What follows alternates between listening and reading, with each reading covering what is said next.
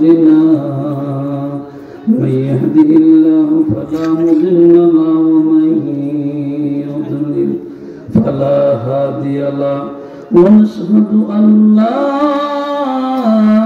إله إلا الله وحده لا شريك له ونشهد أن محمدا عبده ورسوله الذي أرسله بالحق بشيرا ونذيرا وداعيا إلى الله بإذنه وسراجا منيرا أما بعد فقد قال الله تعالى في كلامه المجيد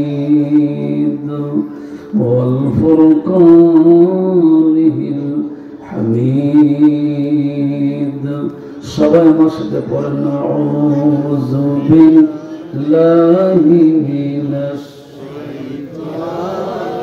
শাইতানির আর একটু আওয়াজ করে পড়লে ভালো হয় বিসমিল্লাহ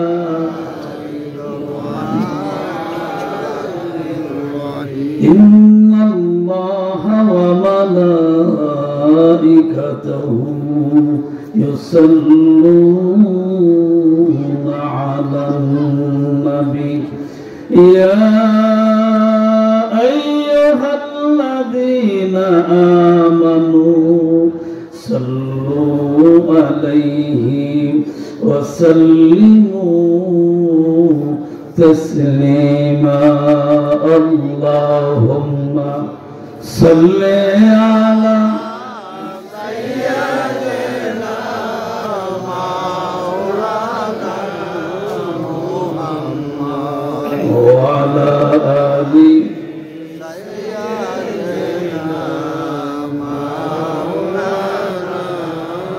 রহমাতাল লিল আলামিন ইয়াসলানি দরাই আসুন সবাই দাঁড়াইয়া সালাম জানাই নবীজি আল্লাহ আল্লাহ আল্লাহু লা ইলাহা ইল্লাহু ইয়া আল্লাহ আল্লাহ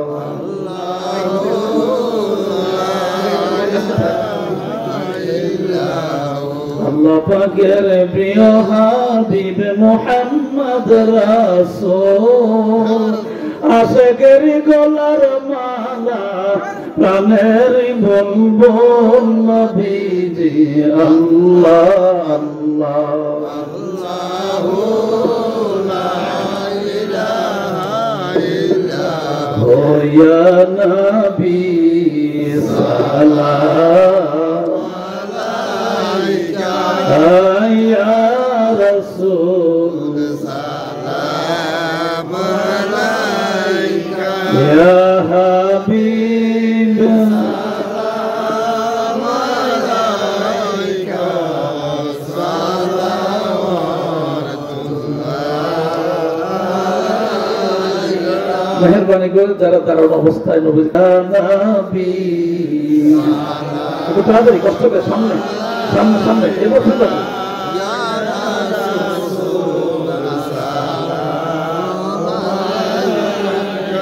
ইয়া হাবিব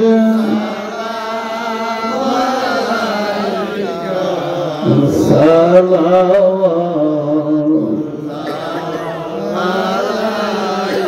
বলাগনো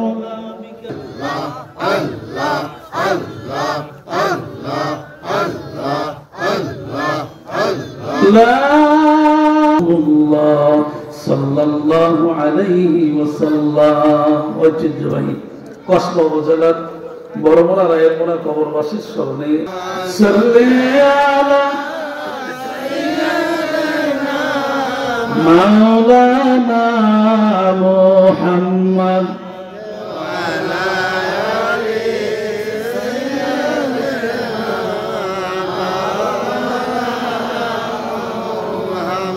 কোথায় রইলেন প্রাণের নবীজি আমাদেরকে সারিয়া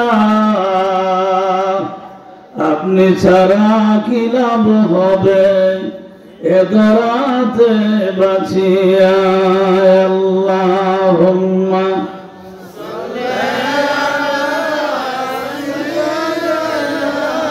মাওলানা মুহাম্মদ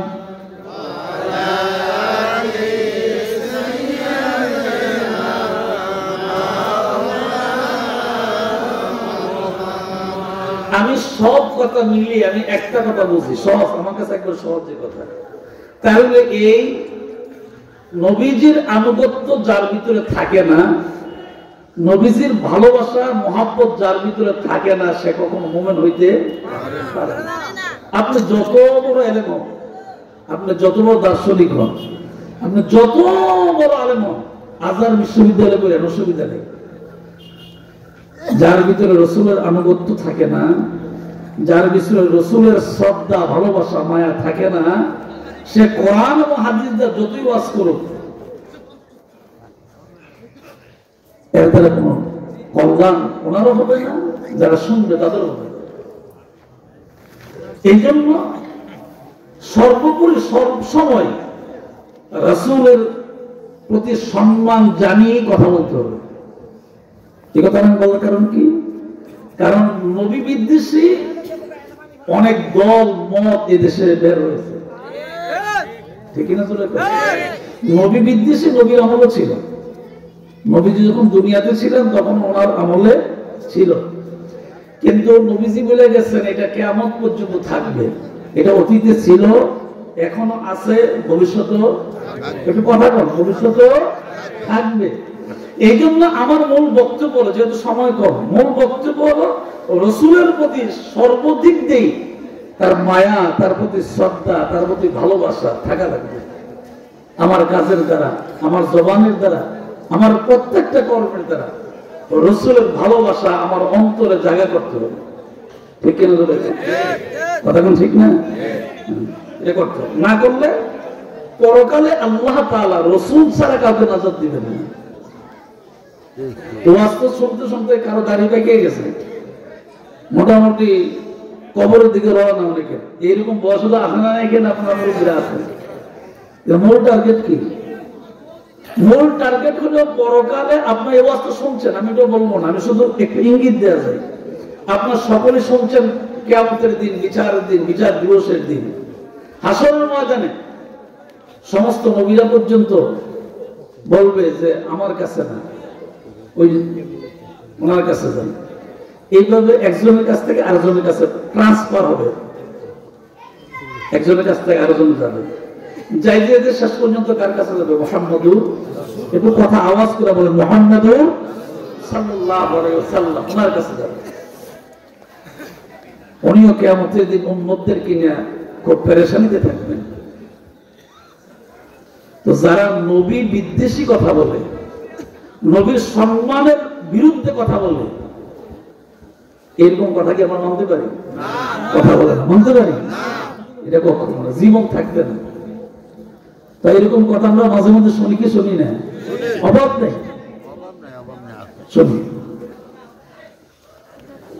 কিন্তু আল্লাহ তাআলা নবীকে যে সম্মান দিচ্ছেন, এই পৃথিবীতে এত সম্মান দ্বিতীয় আর কোন সৃষ্টিজীবকে আল্লাহ তাআলা দান করে না। আবারও বলি, খুব খেয়াল করেন, নবীকে আল্লাহ যে সম্মান দিচ্ছেন, দ্বিতীয় কোন সৃষ্টিজীবকে, আল্লাহ যত স্রষ্টা, আল্লাহ যত রব, বাকি সব কি সৃষ্টি, মাখলুক, আল্লাহ তাআলা আমাদের নবীকে যে সম্মান দিচ্ছেন, এই পরিমাণ সম্মান পৃথিবীর দ্বিতীয় আর কোন ব্যক্তিকে দান করে। ওই নবীর বিরুদ্ধে যদি কোনো ব্যক্তি কথা বলে, তার সম্মানের উপরে, ইজ্জতের উপরে, আমরা কি মেনে নিতে পারি? এটা কখনো জীবন থাকতে মানতে পারি। এই জন্য আমি মনে করি যে সর্বোপরি নামাজ, রোজা, ইবাদত, দান, সদকা, যা কিছু ইবাদত আছে সব মিলিয়ে একটা আল্লাহর গোলাম, আল্লাহর বান্দা এবং আল্লাহর বান্দির ভিতরে রসুলের মহব্বত থাকতে হবে। কথা কি পরিষ্কার? একেবারে পরিষ্কার। কারণ নবীজি তো থাকা অবস্থায় আল্লাহ তাআলা জানিয়ে দিয়েছেন, নবী আপনি বলে দেন, যারা আপনার আনুগত্যের বিরোধিতা করবে তারা কখনো আল্লাহর জান্নাতে যাবে না। কথা কোন ঠিক না? যাবে জান্নাতে না? قل إن كنتم تحبون الله فاتبعوني يحببكم الله ويغفر لكم ذنوبكم والله غفور رحيم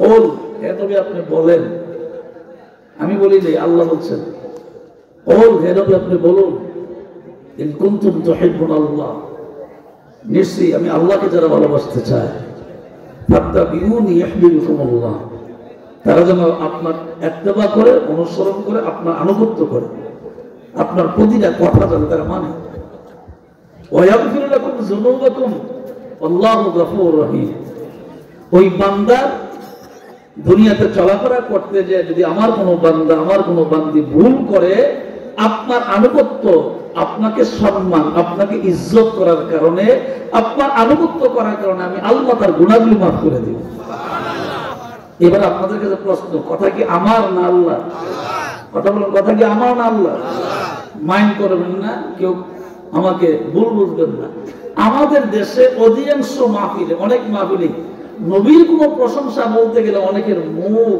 কালো মানে চেহারা বিকৃত হয় যে একটা হাসি দিছিল হাসিটা থাকে না আমার মনের ভিতরে প্রশ্ন আমার খুব কষ্ট হয় যে অন্য কোন আপনার পীরের ব্যাপারে আপনার দলের ব্যাপারে কথা বললে আপনার মন অনেক খুশি হয় কিন্তু নবীর ব্যাপারে কথা বললে আপনার মন কেন চেহারা পরিবর্তন হয় কেন কালো হয় কারণটা কি তাহলে বোঝা গেল আপনার ভিতরে নবী বিদ্বেষী লালন পালন করে ঠিক কিনা করে সুতরাং আমাদের স্পষ্ট বক্তব্য আল্লাহকে মানি নবীর মাধ্যমে ঠিক কিনা করে কথা বল ঠিক না কার মাধ্যমে লা ইলাহা ইল্লাল্লাহ মুহাম্মাদুর রাসূলুল্লাহ সাল্লাল্লাহু আলাইহি সাল্লাম আল্লাহকে মানতে পারি বা মানি একমাত্র ওসিলা তো আল্লাহর নবী ঠিক কিনা করে ওসিলা কে আল্লাহ তাআলা বলেন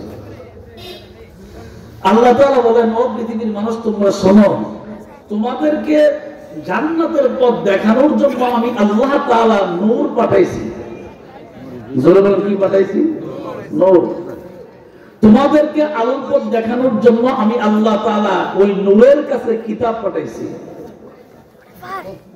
বলেন কি পাঠাইছি কিতাব পাঠাইছি তো আল্লাহ তাআলা প্রথম বলছেন তোমাদের কাছে নূর পাঠাইছি তারপরে বলছেন ওনার কাছে কিতাব পাঠাইছি কিতাব সহকারে তাহলে নূরকে মুহাম্মদুর রাসূলুল্লাহ সাল্লাল্লাহু আলাইহি ওয়াসাল্লাম এর ব্যাখ্যা এর কথা অনেক লম্বা আছে এদিকে যাওয়ার সময় নেই আমার সময় তো কম তাহলে বোঝা গেল আল্লাহ তাআলা নবীকে নূর হিসেবে দুনিয়াতে পাঠাইছেন নূরের অনেক অর্থ আছে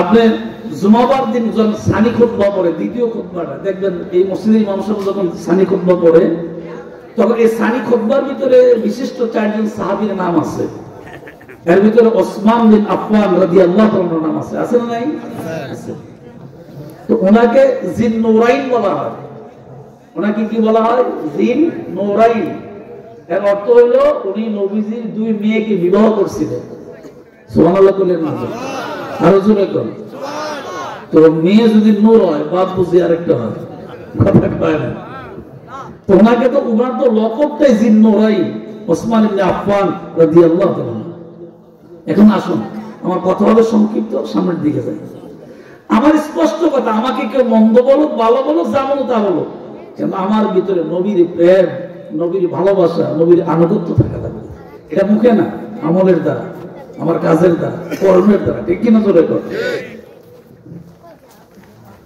খুব কষ্ট লাগে মাঝে মধ্যে নবীর ব্যাপারে আঙ্গুল তুলে কথা কয় এটা খুব কষ্ট লাগে আমার ছোট্ট একটা ঘটনা বলি তাইলে আপনি বুঝতে পারবেন যে আল্লাহ তাআলা নবীকে কত সম্মান দিয়েছেন নবীর জবানকে আল্লাহ তাআলা কত পবিত্র বানাইছেন নবীর জবানকে আল্লাহ তাআলা কত পাওয়ার আল্লাহ পাক দান করেছেন নবীর জবানটাকে গভীর রাত্র হয়ে গেল আল্লাহর নবী ডাক দেন আবু বকর মক্কার অবস্থা ভালো নয়, আবু বকর হিজরত করে ইয়াসরিবের দিকে যাওয়া লাগবে, মদিনার দিকে যাওয়া লাগবে। খুব খেয়াল, এর শুনছেন ওয়াজ, কিন্তু একটু ইঙ্গিত দেয়া দিই, ইঙ্গিত দেওয়া কি ওয়াজ তো এগুলো পুরানো ওয়াজ। আল্লাহ নবী ডাক দিলেন, আবু বকর সিদ্দিক রাদিয়াল্লাহু তাআলা দরজার ভিতরে যেই মাত্র নবীজি টাচ করলেন, লব্বাইক ইয়া রাসূলুল্লাহ কই আবু বকর সিদ্দিক রাদিয়াল্লাহু তাআলা জবাব দিলেন, আল্লাহ নবী ডাক দিলেন, আবু বকর রে, রাত গভীর হয়ে গেছে, গভীর রাত পর্যন্ত তুমি কেমন করে সজাগ রইয়া তুমি কি ঘুমাও হয় নাকি?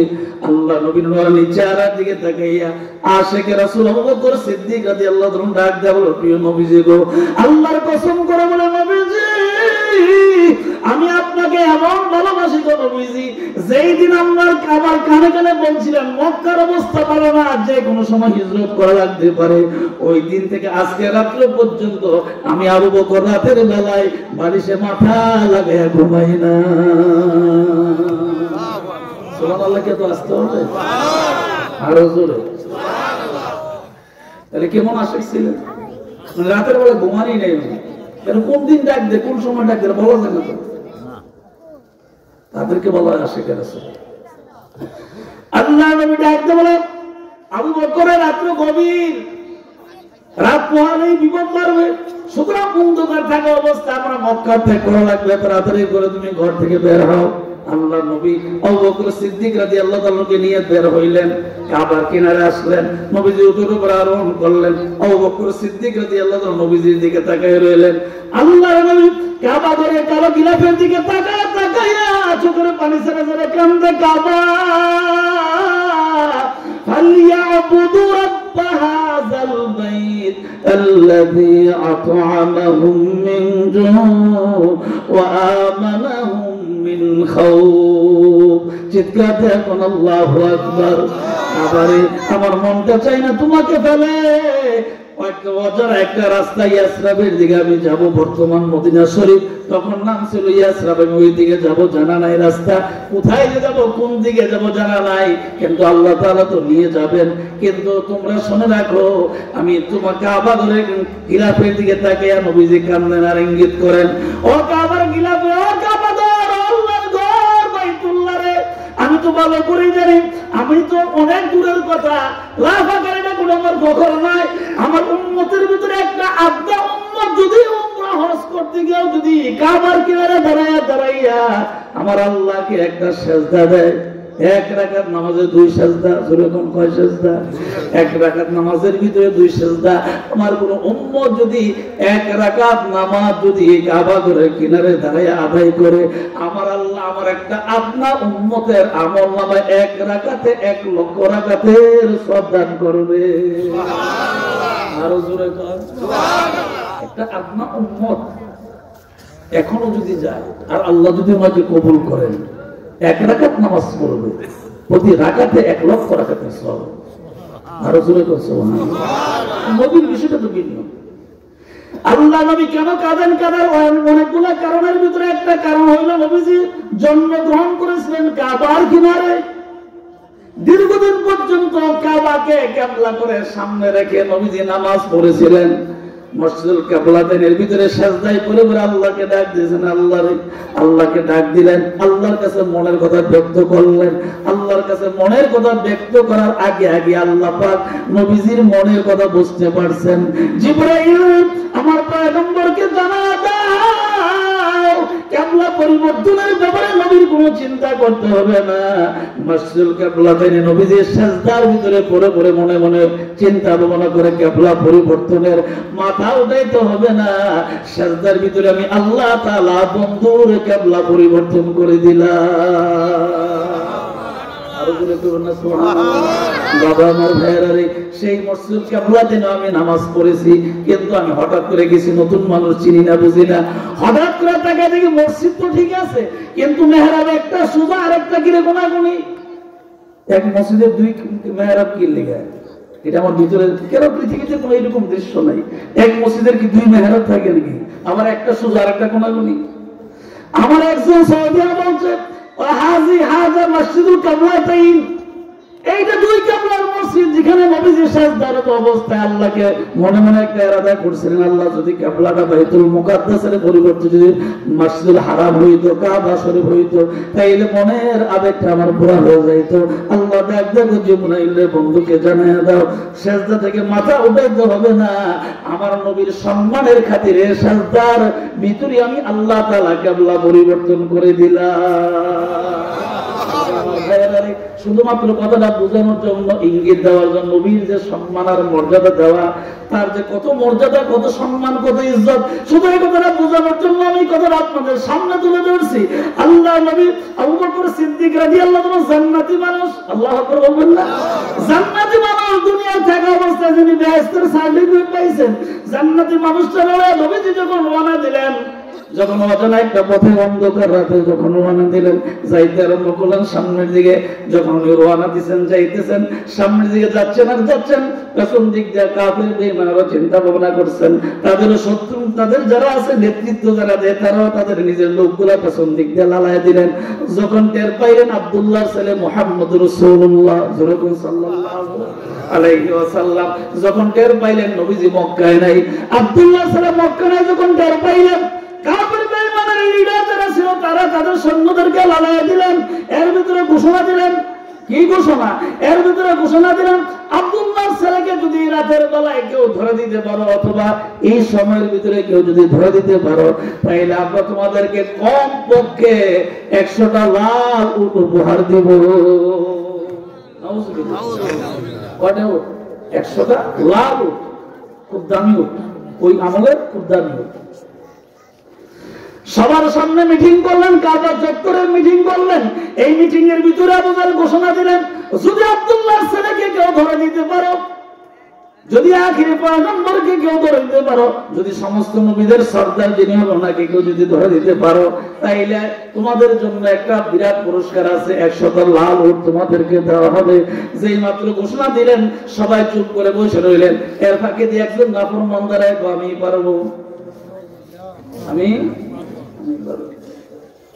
যুগে যুগে তো আছে, থাকবে, আমি তো বলছি প্রথমে। ওই লোকটা দাঁড়ায় বলবো আমি পারবো, পারবা তুমি? হ্যাঁ, আমি পারবো। নাম ছিল তার সুরাকা। দাঁড়ায় বললো আমি পারবো, পারবো বইলা সে রেডি হয়ে গেলেন নবীকে ধরার জন্য, সামনের দিকে এগোচ্ছেন। নবীও তো ইয়াসরিবের দিকে রওনা দিচ্ছেন, পেছন দিক দিয়ে শত্রু হাওয়া ধাওয়া করছেন, ধাওয়ার ভিতরে যাইতেছেন, নবীও চলতেছেন। সুরাকা যেই মাত্র আস্তে আস্তে করে সামনের দিকে এগোচ্ছেন, এগোতে এগোতে মোটামুটি নবীজির কাছাকাছি চলে আসছে। আল্লাহর পুত্র বোঝা যায় না, যেই মাত্র নবীজির কাছাকাছি চলে আসছেন আমার আল্লাহ, সুরাকা যেই উটটার উপরে ওয়ারমন্ত্রিত ছিল, যে উটটা নিয়ে রওনা দিয়েছিলেন, আমার আল্লাহ উটের সামনে দুইটা পাও আস্তে করে জমিনের ভিতরে পাথর বেদ করে আস্তে করে জমিনের ভিতরে ঘেরে দিলে। নবী কারে কয়, নবী কারে কয়, কথাটা চিনার জন্য বলছি। সংক্ষিপ্ত সময় সংক্ষিপ্ত ওয়াজ। নবী কারে কয়, আল্লাহ নবী পেছন দিকে তাকাইলেন, তাকায় দেখলেন সুরাকার চেহারা দেখা যায়। সুরাকা কেন আসছো এদিকে? সে বিপদে পড়ে দুইটা ঘোড়া, দুইটা মানে উটের দুইটা পাও যখন আস্তে করে পাথর বেদ করে জমিনের ভিতরে চলে গেল, ইশারাটা ছিল আল্লাহ। জোরে বলেন কার? জোরে বলেন কার? আল্লাহ পাকে ইশারা। দুইটা পাও যখন আস্তে করে নিজ দিকে চলে গেল, সে ভয় পেয়ে গেল। আল্লাহ নবীর চেহারার দিকে তাকাইলেন, নবীজির পেছন দিকে তাকাইলেন। চেহারা মুখোমুখি হওয়ার পরে সুরাকা ডাক দিয়ে বলে, আব্দুল্লাহর ছেলে ক্ষমা কইরা দাও, যে নিয়তে আসছিলাম এই কাজ আর করবো না, আমার ক্ষমা করে দাও, আমার মাফ করে দাও, আমি এই কাজ করবো না, আমি চলে যাবো ফিরে। নবীজি সাথে সাথে, হারে দয়ার নবী, মায়ার নবী, কত সুন্দর নবী ছিলেন। নবীর ব্যবহার এত নম্র ছিল, ভদ্র ছিল। গালি দিল, নবীজি হাসি মুখে কথা বলতে। আল্লাহ আল্লাহ, গালি দিল, নবীজি হাসি মুখে কথা বলতে। আমরা তো সেই নবীর উম্মত, ঠিক কি নজরে? আল্লাহ নবী ডাক দেবেন, সুরাকা তোরে মাফ করে দিলাম, তোর আমি মাফ করে দিলাম, যা চলে যা, মাফ করে দিলাম। সাথে সাথে ঘোড়ার পাগুলি আস্তে করে পাগুলি উপর দিকে উঠে যায়। যেই মাত্র পাগুলি উঠে যায়, হঠাৎ করে তার মনে হয়েছে 100 লাল উটের কথা। লোক খারে ঘর মনে হয়েছে কি 100 লাল উটের কথা মনে হয়েছে। নবী তো সামনের দিকে চলছেনি, আবার সে পেছন দিক দিয়ে দাওয়া করছে। যাইতে যাইতে আবার যখন নবীজির মোটামুটি কাছাকাছি চলে গেছে, নবীজি আবার পেছন দিকে তাকাইলেন। আবার যখন মুখোমুখি হয়ে গেল, এমন সময় আমার আল্লাহ ওই উটটার 4টা পাও আস্তে করে জমিনে দাবায়া দিলেন। আগে যদ্দূর ভয় পেয়েছে এর আরো ডবল হয়েছে। নবীজি তাকাই রইলেন। চেহারা যখন বরাবর, যখন সামনাসামনি চেহারা দেখতে পাইলেন, চেহারা যখন মুখামুখি দেখতে পাইলেন, আল্লাহ নবীর চেহারার দিকে তাকাইয়া বলেন, নবী নূরের চেহারার দিকে তাকাইয়া সোনাটা ডাক দিয়ে বলো, আব্দুল্লাহর ছেলে মাফ করে দাও, জীবন আর করবো না, ভুল করছি, জীবন আর করবো না, আমরা তুমি মাফ করে দাও। আল্লাহ নবী দয়ার নবী, মায়ার নবী, রাগ হয় না। আল্লাহ নবী ডাক দেখো যারে করে মাফ করে দিলাম, সাথে সাথে বন্ধু মাফ করে দিছে, আল্লাহর বন্ধু, আল্লাহর প্রিয় হাবিব মাফ করে দিছে, আল্লাহর বন্ধু মাফ করে দিছে, এই জন্য আল্লাহ সাথে সাথে মাফ করে দিছে। সাথে সাথেই উটের 4টা পা আস্তে করে জমিনের উপরে উঠে গেছে। আবার তার মনে হয়েছে 100 লাল উটের কথা, লোক খারে কর। আবার মনে হচ্ছে কি 100 লাল উঠে, ধরুন 100 লাল উঠ। তৎকালীন সময় তো এটা অনেক টাকার, অনেক মূল্য। এক নবী তো আবার সামনে দিয়ে যাচ্ছে, সে আবার পেছন দিক দিয়ে দাঁড়া করছে নবীকে ধরার জন্য। কিছুক্ষণ যাওয়ার পরে আবার নবীজি পেছন দিকে তাকাইছে। আমার আল্লাহ ডাক দিয়া বলেন, জিবরাইল রে দেখছনি, 2বার তাকে আমি আল্লাহ ইঙ্গিত দিলাম, কিন্তু সে বারবার 100 ইটের কথা মনে করে নবীরে ধরতে যায়। আমি আল্লাহ এই মাত্র এমন ব্যবস্থা করো, জীবনে যাতে এই কথা না মুখে না আনে। নবীজি যখন পেছন দিকে তাকাইছে, তাকায় দিকে তাইনি আবার সামনে এসে আল্লাহ পাক সাথে সাথেই সাইড পাদর ডাবজে ডাবজে হেয়ার দেহটা অর্ধেকটা গেছে দিছে। আগেরটা যে মন্ত্র ডবল, এখন তো ডবলের ডবল ভয় পাইছে। তো সব মনে মরণ নাইছে, ঠিক কিনা চলে গেছে। তো সব মনে মরণ তো আগে এসে যে অবস্থা, আমারটা পর্যন্ত দেখতে গেছে গা, তো এখন তো বাঁচার কোনো ব্যবস্থা নাই।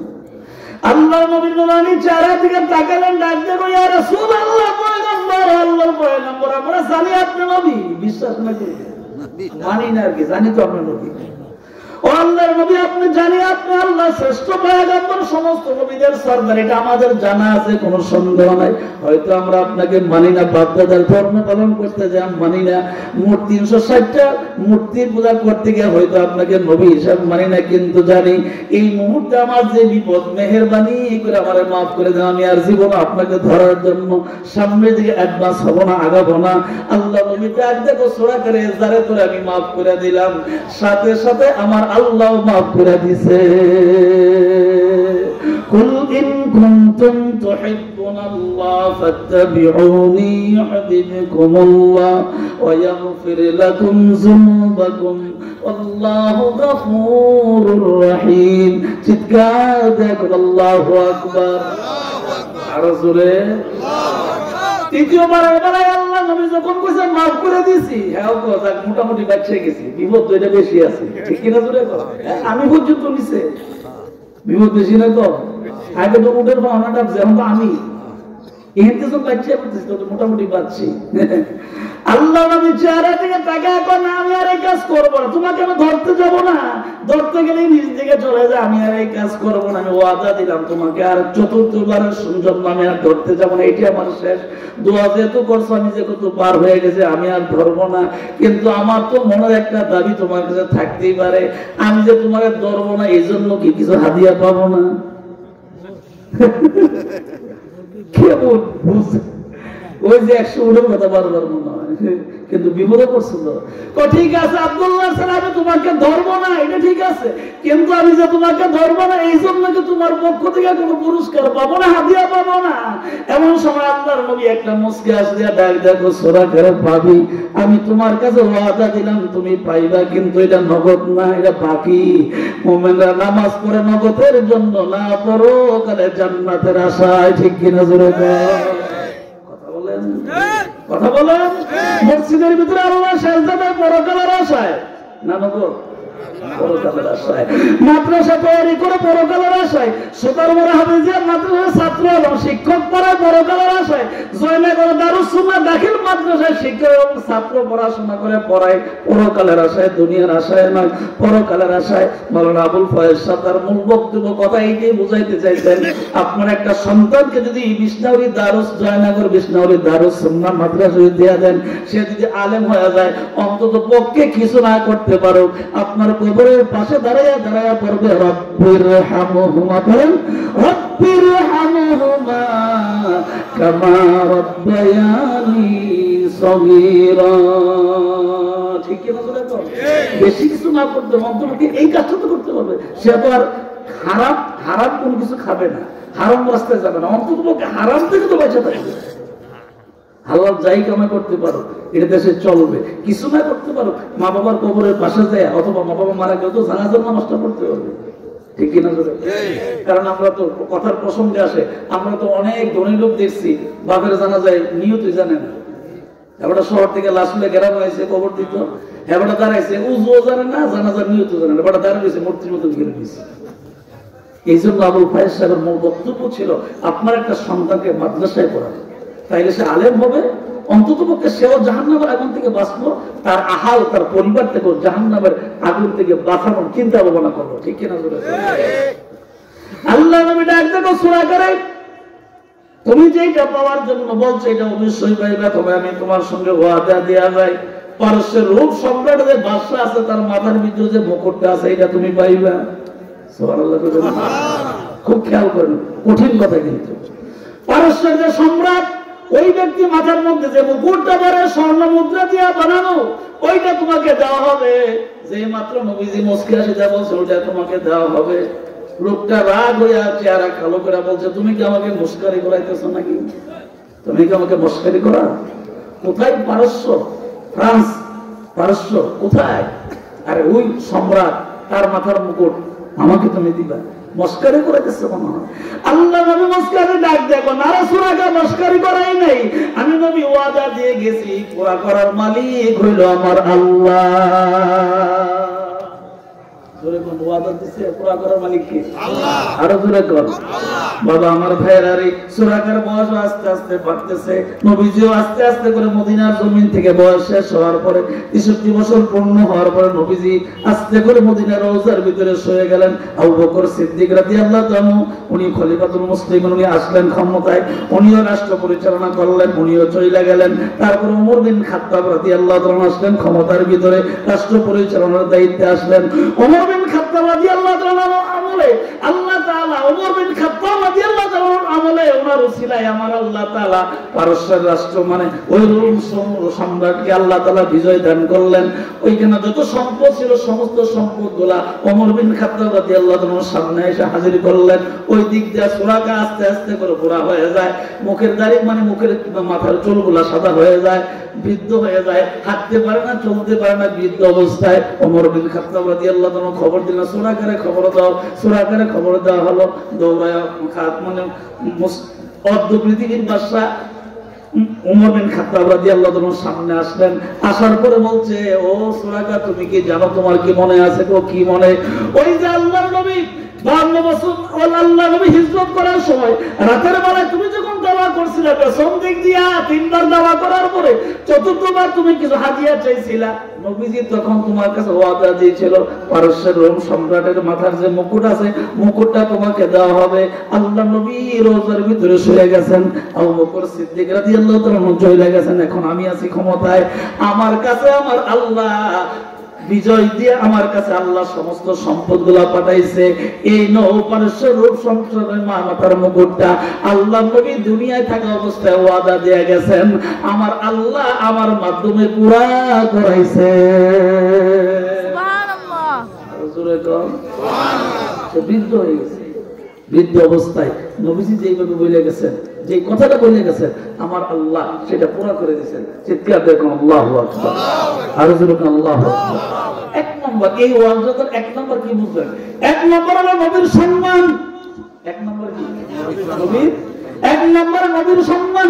যদি নবীর সম্মান না থাকতো তাইলে নবীরে ধরতে পারতো, নবীরে ধরতে গিয়া ঘোড়া মানে উটের পাগুলো ডাইবা যায়, তাহলে বোঝা গেল আমার আল্লাহ পৃথিবীতে যত মাখলুকাত বানাইছে এর ভিতরে সবাইকে সবচেয়ে বেশি ভালোবাসে নবীজিকে, আর সবচেয়ে বেশি ভালোবাসে বিদায় আমার আল্লাহ এই পৃথিবীর জমিনে নবীকে সরাসরি বোঝাই দেন, নবী গো আপনাকে যাকে ধরতে আসলো, যে ব্যক্তি ধরতে আসলো, ধরার সুযোগ দিলাম না, এর আগে আগে আমি আল্লাহ সঠিক ব্যবস্থা করে নিলাম।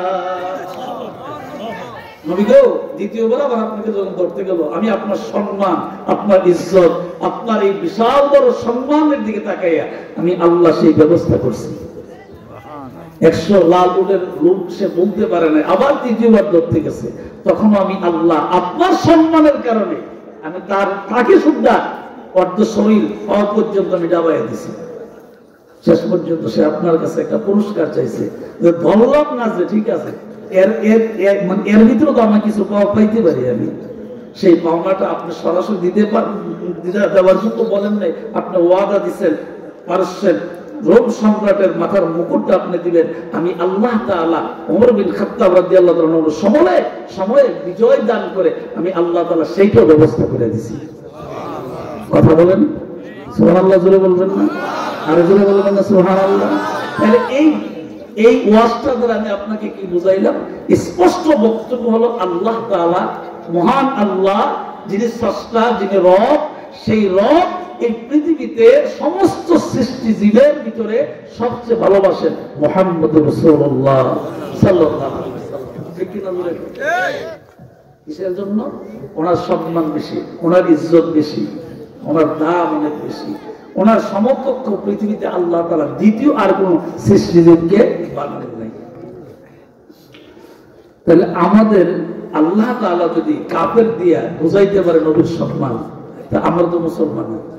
কথা কয় আল্লাহ যদি কাফের দিয়া নবীর সম্মান বুঝাইতে পারে, তো আমরা তো মুসলমানই, আমরা তো নবীর উম্মত, আমরা তো আল্লাহর বান্দা, আমরা আল্লাহর গোলাম। তারা কাফের দিয়া যদি আল্লাহ নবীর সম্মান বুঝাইতে পারে, তা আমরা নবীর উম্মত হইয়া বোঝার দরকার আছে নি? একটু কথা কম, নবীর সম্মান বোঝার দরকার আছে।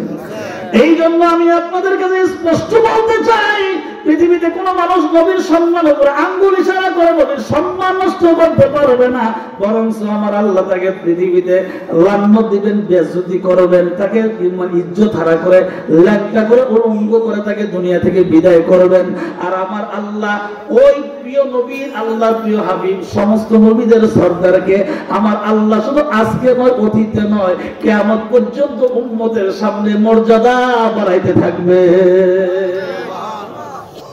দিন শুধু নবীর মর্যাদা মানুষ জানবে, আরো জানবে, আরো জানার আছে। ঠিক কিনা জোরে তো? আমরা কি নবীর মর্যাদা জেনে শেষ করে দিছি? না, জানার আরো বাকি আছে, অনেক জানার বাকি আছে। এই জন্য আমি আপনাদের কাছে বলবো, বাবা আমার ভাইয়েরা, প্রথম কথাটা ছিল আপনাদের কাছে আল্লাহ পাক নবীকে সম্মান দিয়েছেন। আমরা মিলাদ শরীফ করি নবীর সম্মানের কারণে, কিয়াম করি নবীর সম্মানের কারণে। ঠিক কিনা জোরে কথা কম?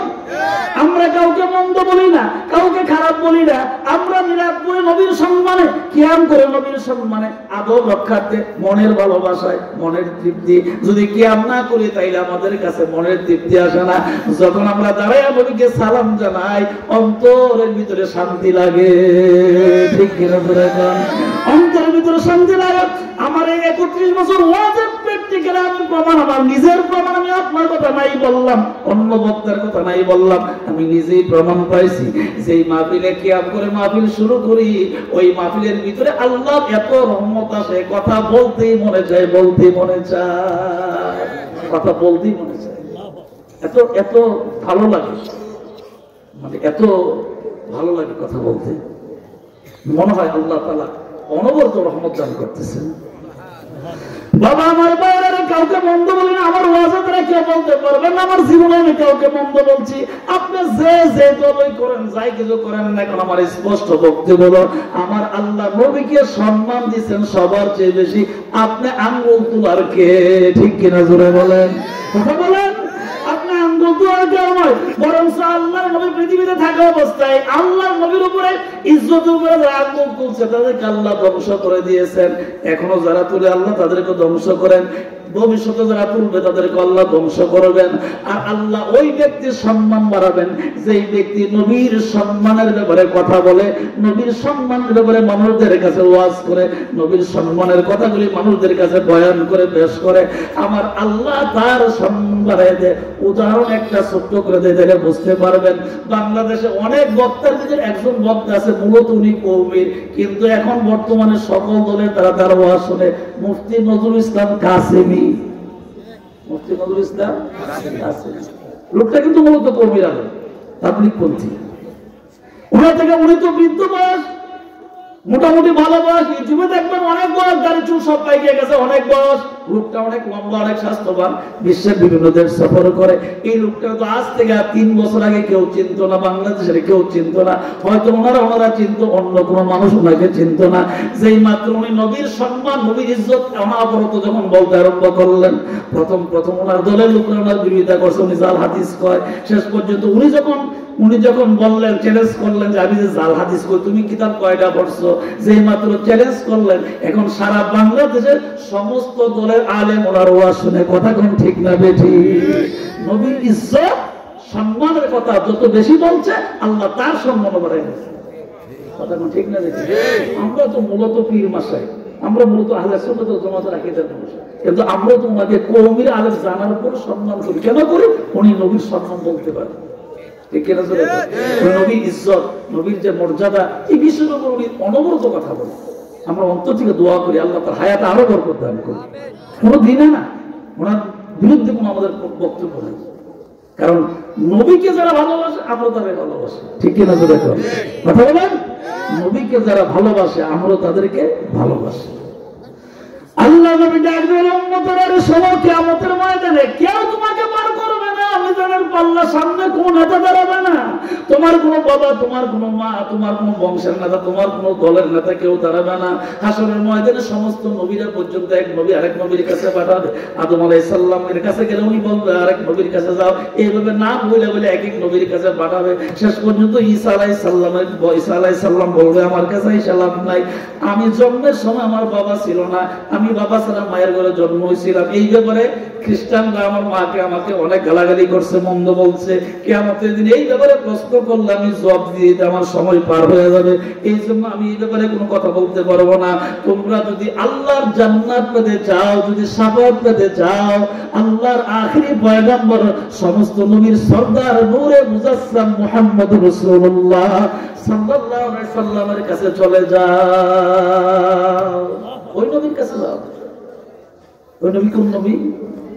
মাইন্ড করেন, আমি আপনাদেরকে আপন মানুষের সহজে কথা বলতেছি। বাবারে, ওই নবী কোন নবী?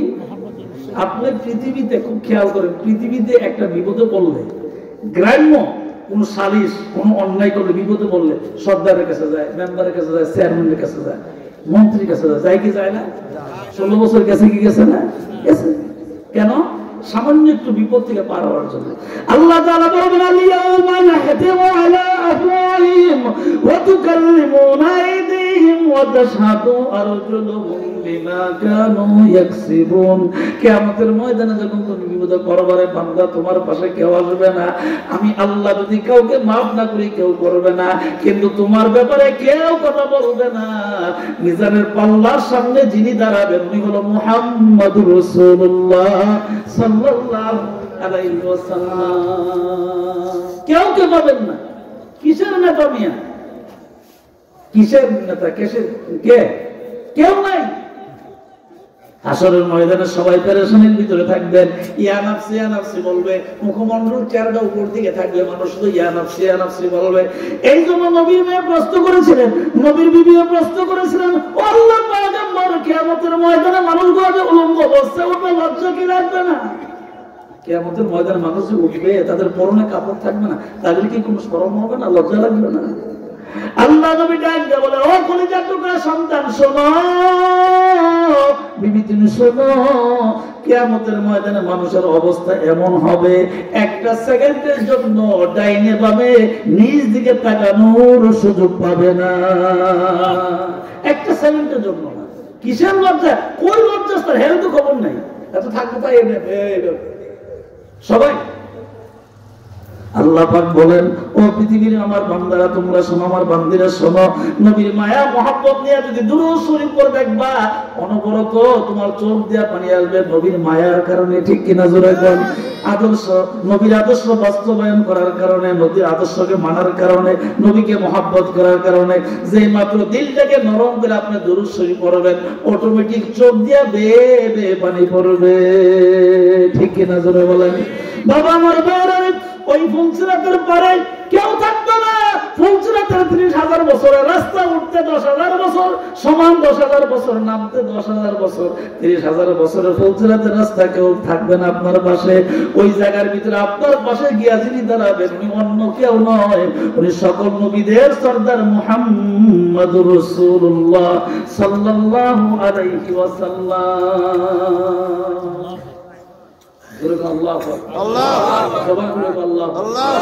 বাবা আমার বাইরে শুধু তাই নয়, মিজানের পাল্লার সামনে গিয়ে দাঁড়াবেন, ফুলসিরাতের পরে দাঁড়াবেন, হাসরের ময়দানে আপনি যেখানে দাঁড়ায় থাকবেন ওই জায়গায় দাঁড়াবেন। প্রত্যেকটা জায়গায় জায়গায় উম্মতরা যে জায়গায় বিপদে পড়ার কথা ওই প্রত্যেকটা জায়গায় জায়গায় গিয়ে নবীজি দাঁড়ায় থাকবেন। আল্লাহকে ডাক দেব না, আল্লাহ গো আমার গুনাহগার উম্মত, আমার উম্মত গুনাহ করছে, এটা আমি মানি বুঝি, আমি মেনে নিলাম, কিন্তু আমি যে এই উম্মতের জন্য তাইফের জমিনে মার খাইছিলাম গো আল্লাহ, ও আল্লাহ, আল্লাহ দুইটা পাহাড় অনেক বড় ছিল, মধ্যে দিয়ে সুড়ঙ্গ রাস্তা, রাস্তার ভিতরে দাঁড়াইয়া আমি আপনার কালিমার দাওয়াত গুলা তাইফের মানুষদেরকে দিয়েছিলাম। এরা বুঝতে পারে না, আমাকে ভুল বুঝা বৃষ্টির মতন পাথর নিক্ষেপ করছিল, আমি বেহুশিয়া জমিনে পড়েছিলাম, আমার গায়ের তাজা রক্তগুলি তাইফের জমিন লাল হয়ে গিয়েছিল গো আল্লাহ। ওই বিপদের সময় জিবরাইল আপনার পক্ষ থেকে আমার পাশে এসে বলছিল, নবী গো আপনি শুধু বলেন তাইফের জমিনটা উল্টাইয়া ধ্বংস করে দে। ও আমার আল্লাহ, ওই তাইফের ওই সময়, ওই দাওয়াতের সময় আমি জিবরাইলকে লক্ষ্য করে বলছিলাম, জিবরাইল তাইফের মাটি থেকে আয়, তাইফের মাটি থেকে আমি জান্নাতের গ্রাম পাই। এই মাটির মানুষগুলা, এখানের মানুষগুলা একবার কালিমা পড়ে মুসলমান হবে, তারাই কাবা ঘর তওয়াফ করবে, তারাই আমার রাসূলের রওজা জিয়ারত করবে, আমি মাটি থেকে গ্রাম পাই। আমি যদি বলি তাইফের জমিন উল্টা দিয়ে মানুষকে ধ্বংস করে দাও, আমি রহমতের নবী কার কানে পৌঁছাবো? লা ইলাহা ইল্লাল্লাহ পড়েন, লা ইলাহা ইল্লাল্লাহ, লা ইলাহা ইল্লাল্লাহ, লা ইলাহা ইল্লাল্লাহ, হাসবি রাব্বি জাল্লাল্লাহ মা ফি কলবি গায়রুল্লাহ, নূর মুহাম্মদ সাল্লাল্লাহ পড়েন, নূর মুহাম্মদ সাল্লাল্লাহ, লা ইলাহা ইল্লাল্লাহ, লা ইলাহা ইল্লাল্লাহ, লা ইলাহা ইল্লাল্লাহ, লা ইলাহা ইল্লাল্লাহ, আসমান জমিন গায়রুল্লাহ, চন্দ্র সূর্য গায়রুল্লাহ, শুধু তুমি মাবুদ এক আল্লাহ, লা ইলাহা ইল্লাল্লাহ, মাশাআল্লাহ, লা ইলাহা ইল্লাল্লাহ, লা ইলাহা ইল্লাল্লাহ, লা ইলাহা ইল্লাল্লাহ, লা ইলাহা ইল্লাল্লাহ মুহাম্মাদুর রাসূলুল্লাহ সাল্লাল্লাহু আলাইহি ওয়াসাল্লাম। একটু মহব্বত করে আমার সাথে বলেন, সালাতু সালাম গো আমার দরুদ সালাম গো আমার কোয় নবী মুস্তাফা, তোমরা যদি মাশাআল্লাহ জবান খুলে বলেন, সালাতু সালাম গো আমার দরুদ সালাম গো আমার কোয় নবী মুস্তাফা, আরে তোমরা যদি আর মদিনার এই পাগল মাটি আর সুরমা বলে চোখে মাখিও, যে দেখাছে দুই নয়নে, যে দেখেছে দুই নয়নে, অন্ধ নয়ন থাকবে না তোমরা যদি। সালাতু সালাম গো আমার দরুদ আরে তোমরা যদি। আরে হাজিদের ওই যাত্রা পথে আমি দাঁড়াই আছি সকাল হতে, আমার সালাম কেউ নিল না, আমার সালাম আর কেউ নিল না, নূর নবীজির রওজায় তোমরা যদি। জবান খুলা বলেন সালাতু সালাম গো আমার দরুদ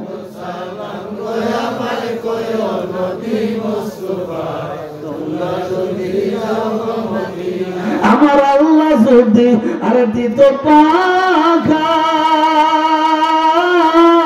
আমি উইরা যায়া করতাম দেখাও, আরে নিবাইতাম মনের জ্বালা, নিবাইতাম আরে মনের জ্বালা, পুরাইতাম বাসনা তোমরা যদি। সালাতু সালাম গো আমার দরুদ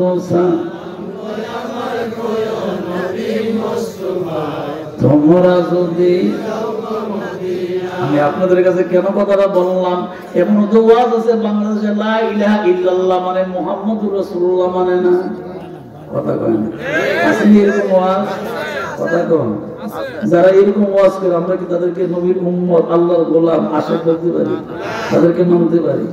যেই জায়গায় থাকবে লা ইলাহা ইল্লাল্লাহ ওই জায়গায় থাকবে মুহাম্মাদুর রাসূলুল্লাহ সাল্লাল্লাহু আলাইহি সাল্লাম। আমার আল্লাহ যাকে সবচেয়ে ভালোবাসে, আল্লাহ রব হিসাবে যদি এত ভালোবাসতে পারে, তাহলে আমরা তো ওই নবীর উম্মত, আমাদের ভালোবাসা আরো বেশি দরকার, ঠিক কিনা ধরে কোন? ভালোবাসা পাবো কেমনে? আল্লাহ যেমনে বলে দিয়েছেন ভালোবাসার জন্য এমনে, ঠিক কিনা ধরে কোন?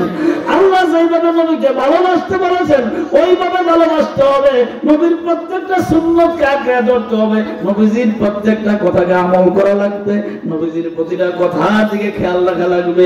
উম্মত যদি নবীর প্রত্যেকটা সুন্নতকে লক্ষ্য করে আমল করে, আমার আল্লাহ স্পষ্ট বলছে, অন্য কারোর কথা তো বলেন নাই, আল্লাহ পাক বলছেন নবীর ইত্তেবা যারা করবে তাদের গুনাহগুলি মাফ হবে। আমি আল্লাহ যেহেতু গাফফার, আপনি রহমান, আমি মাফ করে দিব। সর্বোপরি আমি আল্লাহ তাদের জন্য জান্নাতের ব্যবস্থা করব। জোরে বলেন কিসের ব্যবস্থা করবে? আছে নেই কোরআন শরীফ? আল্লাহ তাআলা বলেন নবীর আনুগত্যের ভিতরে গুনাহ মাফ হয়, তো যার গুনাহ মাফ হয় সে জান্নাতি হয়, ঠিক কি না? জোরে বলেন যার গুনাহ মাফ হয় সে কি হয়? জান্নাতি হয়। আল্লাহ পাক বলেন ফাতুখুলি বিইবাদি ওয়াদখুলি জান্নাতি। জোরে বলেন আল্লাহু আকবার। জবান খুলে বলেন আল্লাহু আকবার। বাবা আমার ভাইয়েরা রে, আমার আব্বা আজ থেকে 40 বছর আগে অথবা 45 বছর আগে অথবা 50 বছর আগে আমার আব্বু কিন্তু এই এলাকায় এই ওয়াজগুলাই করতো, এমন ওয়াজ করতো আমি ছোটকালে দেখছি। আব্বা যখন ওয়াজগুলা করতো আব্বা নিজেও কাঁদতো, শ্রোতা যারা ছিল তারাও কাঁদতো, ঠিক কিনা? যারা মুরব্বী তারা বলতে পারবে, মানে আমার বয়সে যারা বড় তারা বলতে পারবে। হুজুর বলতে, হুজুর আব্বা অনেক আদর করছে, এলাকার মুরব্বীরা আব্বা অনেক। আমার যেটা এই যে রুবেল মাস্টারের বাপ ডাক্তার আব্দুল ওদুদ পীর সাহেব, উনি তো আমার আপন কাকা, বাবার বড় ভাই ছিল। তারা মানুষদেরকে অনেক আদর করতেন, তারা এমন আল্লাহ ছিল। ওদুদ ডাক্তার ওষুধ দেওয়া লাগছে, রোগী দেখে ফুদিলও ভালো হয়ে গেছে, ঠিক কিনা? রোগী দেখে ফুদ দিছে, পরের দিন কইছে ওষুধ লাগছে না, এমনি ভালো হয়ে গেছে। আর আল্লাহ মানুষ, এদের জবান খুব সুন্দর ছিল, এদের আমল খুব ভালো ছিল, এদের ভিতরে নবীর প্রেম, নবীর ভালোবাসা বেশি ছিল, ঠিক কিনা? যতটুকু আমল করছে নবীর সুন্নতের দিক খেয়াল করে আমল করছে।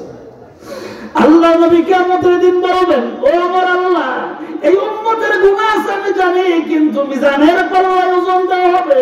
যদি তার পাল্লাটা হালকা হয়ে যায়, নেকির পাল্লা যদি হালকা হয়ে যায়, বদির পাল্লা যদি ভারী হয়ে যায়, আমি আমার উম্মতের পাশে দাঁড়ায় থাকবো। আল্লাহ গো, এই উম্মতের জন্য আমি উহুদের ময়দানে জান্নাত মুবারক আমার শহীদ হয়েছিল, আমার লোহার কড়া ঢুকছিল, মাথায় ঢুকছিল, দাঁত মুবারক গুলা শহীদ হয়েছিল, আমি তো এই উম্মতের জন্য করছিলাম। ও আমার আল্লাহ, ওদের ময়দানে দ্বীনের দাওয়াত, কালিমার দাওয়াত দিতে যাইয়া, ইসলাম আল্লাহ আপনি আল্লাহ এক রবকে চিনাইতে যাই কত মায়ের কাছে কত জুলুম অত্যাচার সহ্য করছে গো আল্লাহ।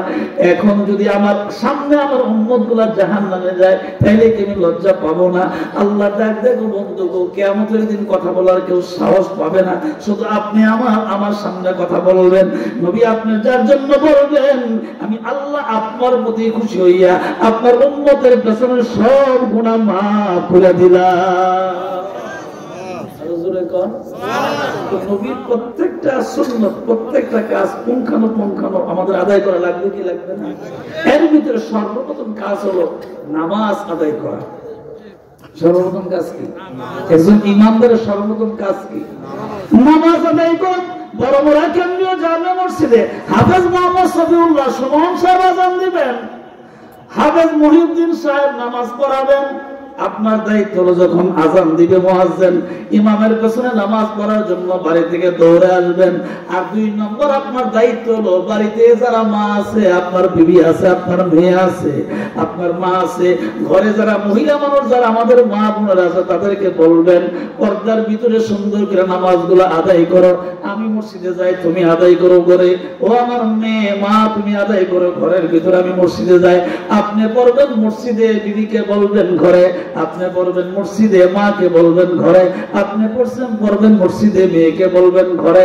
প্রত্যেকটা মহিলা পর্দার ভিতরে আমি আমার নিজের চোখে দেখেছি আমার দাদি আমার মা ঘরের ভিতরে যে নামাজ পড়তেন আলাদা একটা এরকম আগে অনেক মুরব্বীর ঘরেই ছিল, যদিও কুড়ে ঘর ছোট্ট ছোট্ট ঘর ছিল, আলাদা নামাজের মুসল্লা ছিল অথবা কাঠের মানে চৌকি ছিল আলাদা, ওইখানে নামাজ পড়তো, ওইখানে বৈশা বসে ইবাদত করতো। ঠিক কিনা জোরে কথা ঠিক না?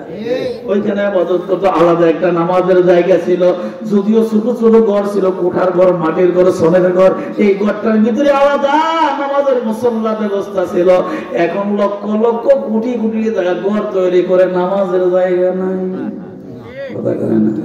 আল্লাহ পাক বলবেন কিয়ামতের কঠিন ময়দানে সর্বপ্রথম আমি আল্লাহর কুদরতি পায়ের সামনে তুমি দাঁড়াইবে, আমি আল্লাহ তোমাকে ডাক দিয়ে দাঁড় করাবো, তোমাকে প্রশ্ন করবো তুমি নামাজ পড়ছো কিনা। যেই ব্যক্তি নামাজ পড়বে কিয়ামতের ময়দানে আল্লাহর কুদরতি মানে সিংহাসনের সামনে দাঁড়াইয়া আল্লাহর কুদরতি পায়ের সামনে দাঁড়াই আল্লাহ বলবেন তুমি কি নামাজ পড়ছিলা কিনা। নামাজি ব্যক্তি সাথে সাথে বলবে আল্লাহ নামাজ তো পড়ছিলাম, তাইলে তুমি আমাকে একটা সাজদা দিয়ে দেখাও। আল্লাহর কুদরতি পায়ে সাজদা দিবে, বলবে সুবহানা রাব্বিয়াল আ'লা। সুবহানাল্লাহ জোরে বলবেন সুবহানাল্লাহ। তো আপনি দুনিয়াতে সাজদা দিলে না আখিরাতে পারতেন, ঠিক কিনা জোরে কর। আল্লাহ পাক আপনাকে বলবেন সর্বপ্রথম বিচার, সর্বপ্রথম প্রশ্ন নামাজ, এরপরে বাকি নামাজের কথা প্রশ্ন করা হবে, নামাজের ব্যাপারে বলা হবে। নামাজ ঠিক, বাকি আমলগুলো আস্তে আস্তে আপনি ঠিক করবেন। এই আমলগুলোর ব্যাপারে কিয়ামতের ময়দানে প্রশ্ন করা হবে। আল্লাহ পাক বলবেন বান্দারে সাজদা যেহেতু দিতে পারছো, আমি তো দেখছি তুমি নামাজ পড়ছো, কিন্তু অগণিত মানুষের সামনে আমি তোমাকে দেখাইলাম তুমি যে নামাজি ছিলা, ভালো ছিলা, চরিত্রবান ছিলা, আমলি ছিলা। যাও যাও সাজদা দিয়া যখন তুমি দেখাইতে পারছো, আমি আল্লাহ তোমার জন্য জান্নাতের দরজা খুলে দিলাম। নামাজ পড়ার পরে 4 দোকান থেকে গাঁটটা পাকা করে থাকে, আসেনি এরকম গার কাট করে বেঁচে যায়। আল্লাহ পাক বলবেন কিয়ামতের ময়দানে আমি আল্লাহ আমার সামনে দাঁড় করে তাকে বিচার করব, তাকে প্রশ্ন করব, আমি জিজ্ঞাসা করব। বেনামাজিকে জিজ্ঞাসা করা হবে তুমি নামাজ পড়ছো কিনা। তখন সে কিয়ামতের ময়দানে আল্লাহর কুদরতি চেহারার সামনে দাঁড়াইয়া, কুরসির সামনে দাঁড়াইয়া কথা বলবে। আল্লাহ পাক তখন বলবেন বান্দা যদি নামাজ পড়ে থাকো তাহলে আমাকে সাজদা দিয়ে দেখাও। সাজদা যখন দিতে যাবে আমার আল্লাহ বরফ যে এরকম শক্ত, আমার আল্লাহ তার পুরো দেহটা বডিটা বরফের মতন শক্ত বানায়া দিবে। দুনিয়ায় নামাজ না পড়লে কিয়ামতের দিন আল্লাহ পাকের সাজদাতে দেখাতে পারবে না, তার শরীরে তো আঁকা বাঁকা হবে না। আল্লাহর কি কুদরত, হ্যাঁ, হাত কি সুন্দর, এইভাবে বাঁকা করা যায়, খাওয়া যায়, ধরা যায়, এখানে বাঁকা করা যায়, এখানে করা যায়, এখানে করা যায়। রব চিনলাম না, নবীও চিনলাম না। আল্লাহ পাক বলেন বান্দারে 2টা হাত দিলাম কর্ম করার জন্য, এটা 2টা হাত দিলাম নামাজ পড়ার জন্য। আগে নামাজ তারপরে কর্ম, কর্ম আগে নয়, নামাজ আগে তারপরে কর্ম। কর্ম এবং নামাজ যদি একাকার হয়ে যায়, যদি 2টাই তুমি আদায় করো, আমি আল্লাহ নামাজের বরকতে তোমার যে কর্ম আছে কর্মের ভিতরে বরকত দান করব। নারে তাকবীর, নারে রিসালাত,